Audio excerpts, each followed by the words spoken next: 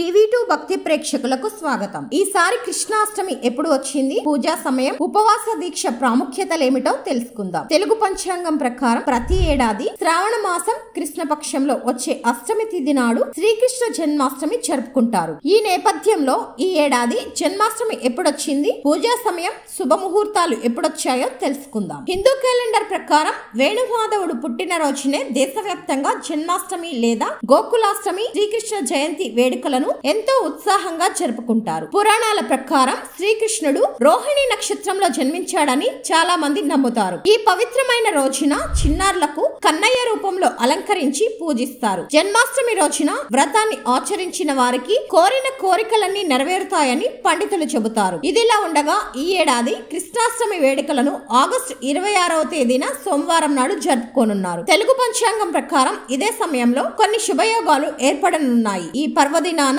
ఉపవాస దీక్షను ఆచరిస్తారు. ఈ సందర్భంగా శ్రీకృష్ణాష్టమి పూజా విధానం, కన్నయ్య విశిష్టలేమిటో ఇప్పుడు తెలుసుకుందాం. ఈ ఏడాది శ్రీకృష్ణాష్టమి ఆగస్టు 26 సోమవారం తెల్లవారుజామున 3:39 ప్రారంభమవుతుంది. ఆగస్టు 27వ తేదీ మంగళవారం అర్ధరాత్రి 2:19 ముగుస్తుంది. 26 ఆగస్టు 2024 సోమవారం మధ్యాహ్నం 3:55 ప్రారంభమై మరుసటి రోజు అంటే ఆగస్టు 27వ తేదీ మంగళవారం మధ్యాహ్నం 3:38 ముగుస్తుంది. కృష్ణాష్టమి వేళ ఒక పూట భోజనం చేసి కన్నయ్యకు పూజ చేసి వేణుగోపాల స్వామి ఆలయాలు దర్శించుకునే వారికి కోటి జన్మల పుణ్యం లభిస్తుందని పండితులు చెబుతారు. అదే విధంగా ఆలయాల్లో అష్టోత్తర పూజ, సహస్రనామ పూజ చేయించుకునే వారికి అష్టైశ్వర్యాలు, సకల శుభాలు కలుగుతాయని చాలా మంది నమ్ముతారు. ఈ పవిత్రమైన రోజున కన్నయ్యకి భక్తి శ్రద్ధలతో పూజిస్తే కష్టాలన్నీ తొలగిపోయి ధర్మార్థ కామ మోక్ష ప్రాప్తి కలుగుతుందని స్కంద పురాణంలో వివరించబడింది. శ్రీకృష్ణాష్టమి రోజున తెల్లవారుజామునే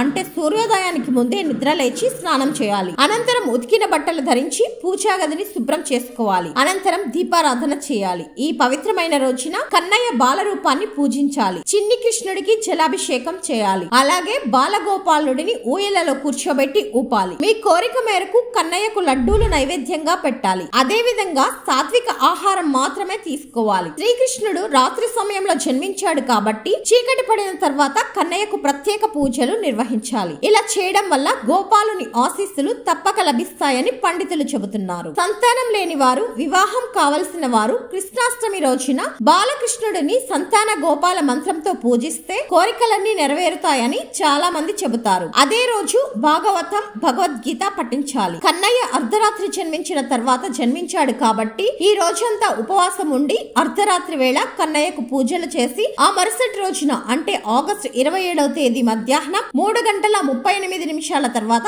ఉపవాసం విరమించాలి. శ్రీకృష్ణ జన్మాష్టమికి ఎంతో ప్రాధాన్యత ఉంది. ఈ పవిత్రమైన రోజున కన్నయ్యకు ప్రత్యేక పూజలు చేయడం వల్ల సంతానం లేని వారికి శుభవార్తలు వినిపిస్తాయి. ఈ పర్వదినాన శ్రీకృష్ణుని బాలరూపాన్ని పూజించి చిన్ని కృష్ణుడిని ఇంట్లోకి ఆహ్వానిస్తూ చిన్ని చిన్ని పాదముద్రలు ఇంటి ముందు వేస్తారు. తమ ఇంట్లోని చిన్నారులను కన్నయ్యలా అందంగా అలంకరించి పూజిస్తారు.